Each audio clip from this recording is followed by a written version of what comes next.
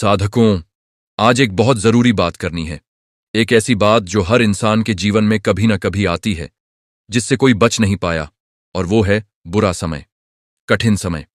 वो द्वार जब लगता है कि सब कुछ उलटा हो रहा है, हर तरफ से मार पड़ रही है, जो सोचा वो नहीं हुआ, जो चाहा वो नहीं मिला, जो बनाया वो टूट गया।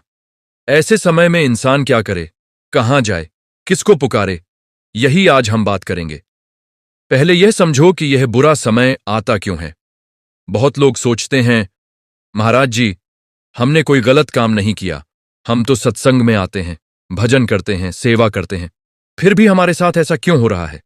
यह प्रश्न बहुत स्वाभाविक है, लेकिन इस प्रश्न के पीछे एक बहुत बड़ी भूल छुपी है।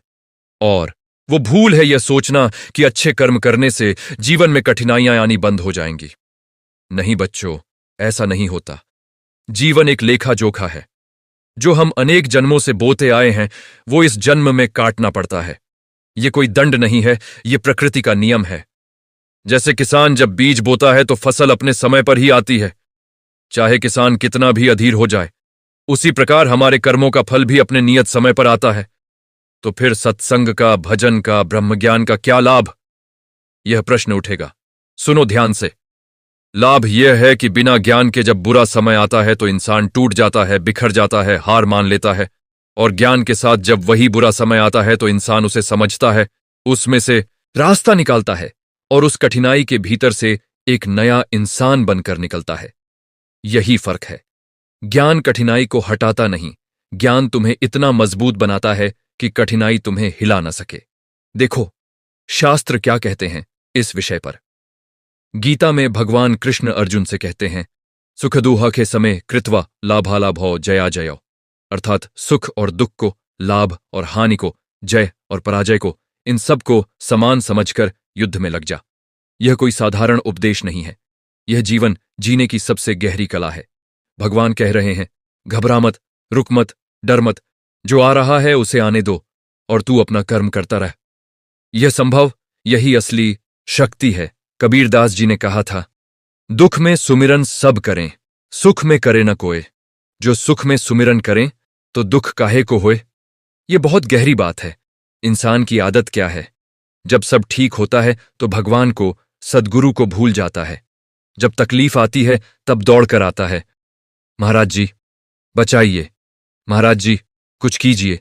लेकिन जो साधक है, जो सच्चा शिष्य है, वो सुख में भी उतना ही जुड़ा रहता है जितना दुख में।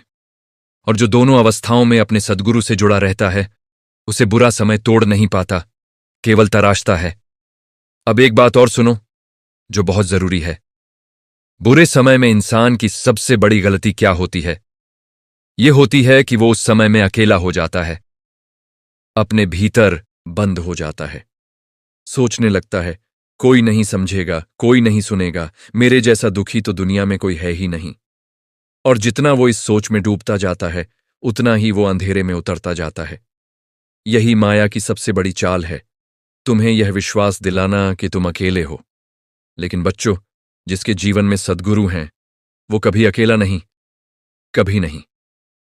जब रात के 2 बजे नींद नहीं आती, जब आंखों से आंसू रुकते नहीं, जब मन में तूफान उठता है, उस वक्त भी सद्गुरु की चेतना तुम्हारे भीतर जागती है, तुम्हें थामती है, तुम्हें कहती है, उठो, मैं हूं। तुलसीदास जी ने रामचरितमानस में लिखा है, राम नाम मणिदीप धरु जीह देहरीं द्वार, तुलसी भीतर बाहे रहू जौं चाहसी उजियार। भीतर और बाहर दोनों तरफ उजाला चाहते हो तो अपनी जीभ की दहली पर राम नाम का दीपक रख दो। और यहां राम नाम से अर्थ केवल शब्द नहीं है, इसका अर्थ है उस परम सत्ता से जीवित संपर्क। और वो जीवित संपर्क, वो तार, एक पूर्ण सद्गुरु के द्वारा ही जुड़ता है। यही ब्रह्म ज्ञान है, यही दीक्षा का महत्व है। अब बात करते हैं उन लोगों की जो ये कहते हैं कि महाराज जी, हम बहुत कोशिश करते हैं, भजन भी करते हैं, ध्यान भी करते हैं, लेकिन मन नहीं लगता। और जब मन नहीं लगता तो लगता है हम कहीं पीछे रह गए, कुछ गलत कर रहे हैं। बच्चों, यह भाव बहुत स्वाभाविक है, लेकिन इसमें एक बड़ी भूल है। भजन में मन लगना और भजन का होना, ये 2 अलग अलग बातें हैं। जब तुम बैठते हो ध्यान में, भले ही मन भाग रहा हो, विचार आ रहे हों, बेचैनी हो, लेकिन तुम बैठे हो, तुमने प्रयास किया, तुमने अपना समय दिया, यह भजन हो रहा है। सद्गुरु उस प्रयास को देखते हैं, उस निष्ठा को देखते हैं, मन की चंचलता को नहीं। और बुरे समय में यही भजन, यही टूटा हुआ, बिखरा हुआ, रोते हुए किया गया भजन सबसे ज्यादा शक्ति देता है, क्योंकि उसमें अहंकार नहीं होता, दिखावा नहीं होता, केवल पुकार होती है। एक बात और ध्यान से सुनो। बुरे समय में हम अक्सर यह पूछने लगते हैं कि ऐसा मेरे साथ ही क्यों? लेकिन बच्चों, यह प्रश्न ही गलत दिशा में ले जाता है। सही प्रश्न यह है, इस समय में मुझे क्या सीखना है? यह परिस्थिति मुझे क्या बनाने आई है? जब तुम यह दृष्टि अपनाते हो, तो वही कठिनाई जो तुम्हें तोड़ रही थी, अब तुम्हें गढ़ने लगती है। जब सोना आग में जाता है तो वो जलता नहीं, निखरता है। और एक शिष्य के जीवन में जो भी कठिनाई आती है, वो सद्गुरु की भट्टी है। उसमें जो बचता है वही असली है, वही शुद्ध है। मीराबाई को देखो, उनके जीवन में क्या क्या नहीं आया। विरोध आया, अपमान आया, जहर का प्याला आया, लेकिन मीरा डगमगाई नहीं। क्यों? क्योंकि उनके भीतर एक दृढ़ विश्वास था कि मेरा गिरधर गोपाल मेरे साथ है। और इसी एक विश्वास ने उन्हें इतिहास में अमर कर दिया। हम सबके जीवन में भी वैसे ही क्षण आते हैं जब विश्वास की परीक्षा होती है, और जो उस परीक्षा में टिका रहता है वो आगे निकल जाता है। अब एक व्यावहारिक बात भी करते हैं। बुरे समय में मन बहुत नकारात्मक हो जाता है, हर तरफ से निराशा दिखती है, और इस निराशा को और बढ़ाने वाले भी बहुत मिलते हैं, जो कहते हैं, देखा, हमने कहा था ना ऐसा होगा, या अब क्या होगा तुम्हारा। ऐसे लोगों से, ऐसी बातों से, ऐसी संगति से सावधान रहो, क्योंकि मन पहले से ही कमजोर होता है बुरे समय में, और गलत संगति उसे और नीचे खींचती है। इसीलिए शास्त्रों में बार बार कहा गया है, सत्संग। सत माने सच्चाई, संग माने साथ।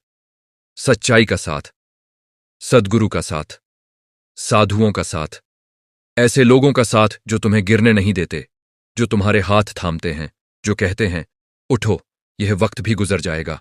जब तुम सत्संग में आते हो तो तुम्हारे भीतर जो नकारात्मकता जमा हुई है, जो थकान है, जो निराशा है, वो धीरे धीरे छोटने लगती है। जैसे बादल छंटते हैं और सूरज दिखता है, वैसे ही सत्संग की ऊर्जा तुम्हारे भीतर के अंधेरे को हटाती है। और यह कोई कल्पना नहीं है, यह अनुभव की बात है। जो भी इस परिवार में आए हैं, जिन्होंने नियमित सत्संग किया है, उन्होंने इसे महसूस किया है। बुरे से बुरे समय में भी जब वो यहां आए तो कुछ हल्का हुआ, कुछ भार उतरा, कुछ रोशनी मिली। अब एक और बात करनी है जो शायद तुमने पहले नहीं सुनी होगी इस तरह से। बुरे समय में एक सबसे बड़ी गलती यह होती है कि हम अपना ध्यान पूरी तरह उस समस्या पर लगा देते हैं, उसी के बारे में सोचते रहते हैं। सुबह उठते ही वही विचार, रात को सोते वक्त वही विचार, खाना खाते समय वही विचार, बात करते समय वही विचार। और जितना हम उस समस्या पर ध्यान देते हैं, उतनी ही वो बड़ी होती जाती है। यह मन का स्वभाव है, जिस पर ध्यान जाए वो बढ़ता है। तो क्या करें?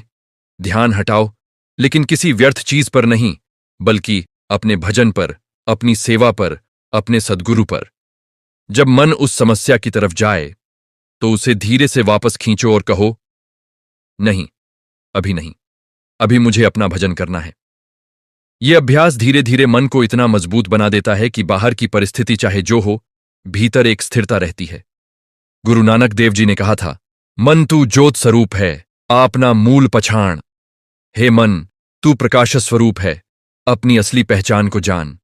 और यही सबसे बड़ी बात है, हम अपनी असली पहचान भूल जाते हैं बुरे समय में। हम सोचने लगते हैं, मैं वो हूं जिसका नुकसान हुआ, मैं वो हूं जो हार गया, मैं वो हूं जो टूट गया। लेकिन यह पहचान सच्ची नहीं है। तुम वो आत्मा हो जो शाश्वत है, जो अजर है, अमर है, जिसे कोई कठिनाई मिटा नहीं सकती।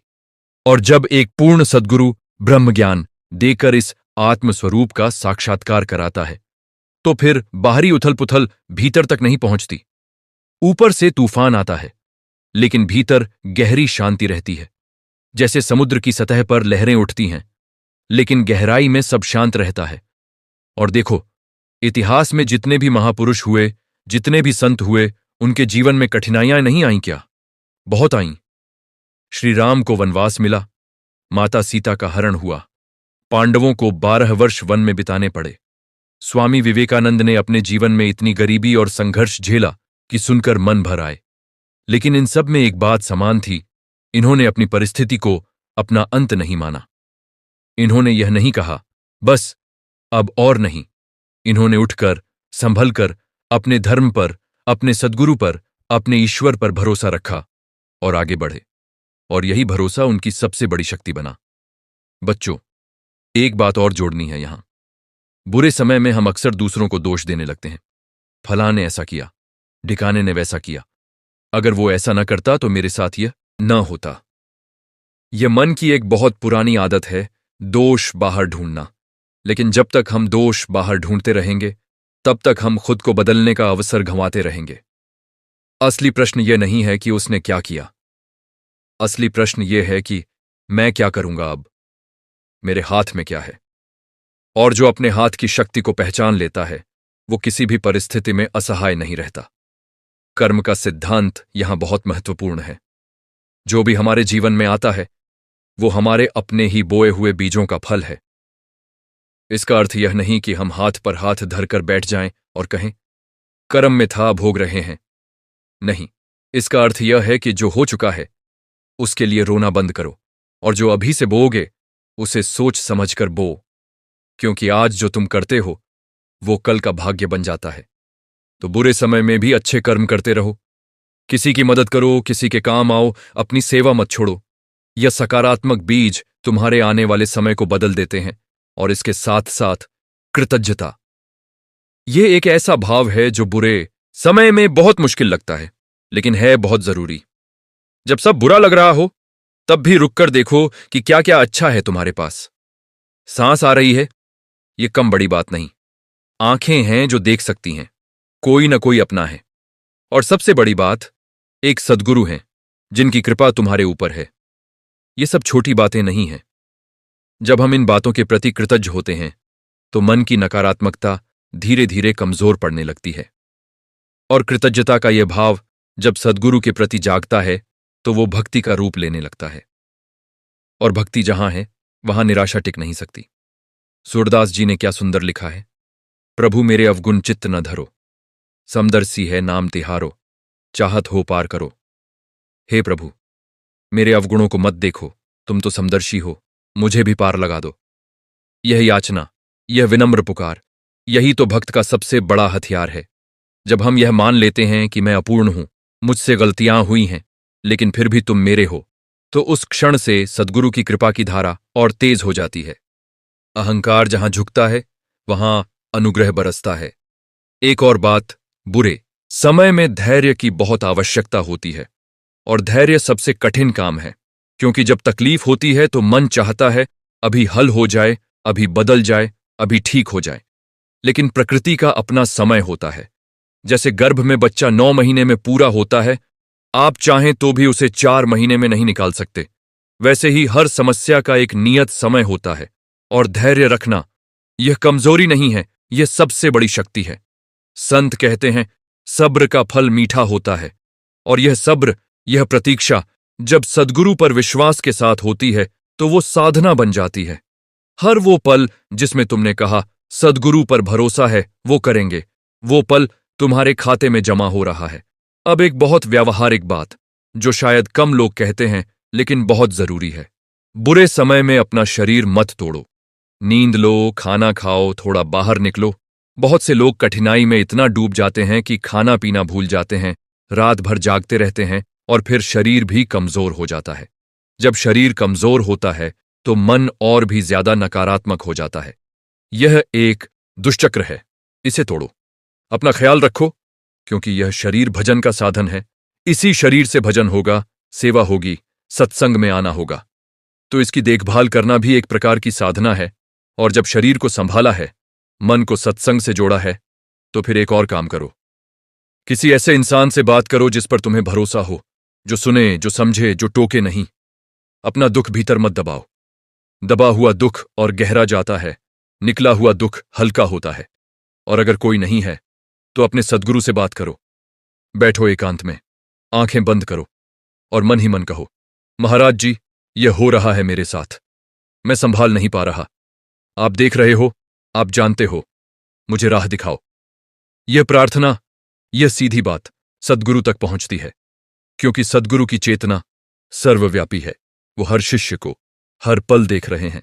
बच्चों, एक और गहरी बात कहनी है जो बुरे समय को एक नए नजरिए से देखना सिखाती है। क्या तुमने कभी सोचा कि बुरा समय असल में एक अवसर है, एक ऐसा अवसर जो अच्छे समय में नहीं मिलता। जब सब ठीक होता है तो हम ढीले पड़ जाते हैं, आराम में डूब जाते हैं, भजन कम हो जाता है, सद्गुरु की याद कम हो जाती है। लेकिन जब कठिनाई आती है तो हम जागते हैं, हम खोजते हैं, हम पुकारते हैं। और यही जागना, यही खोज, यही पुकार आध्यात्मिक उन्नति का द्वार है। इसीलिए संतों ने कभी कभी कहा है कि जिस पर सद्गुरु की विशेष कृपा होती है उसे विशेष परीक्षाएं भी मिलती है, क्योंकि सद्गुरु जानते हैं कि यह शिष्य इस परीक्षा से निखर कर निकलेगा।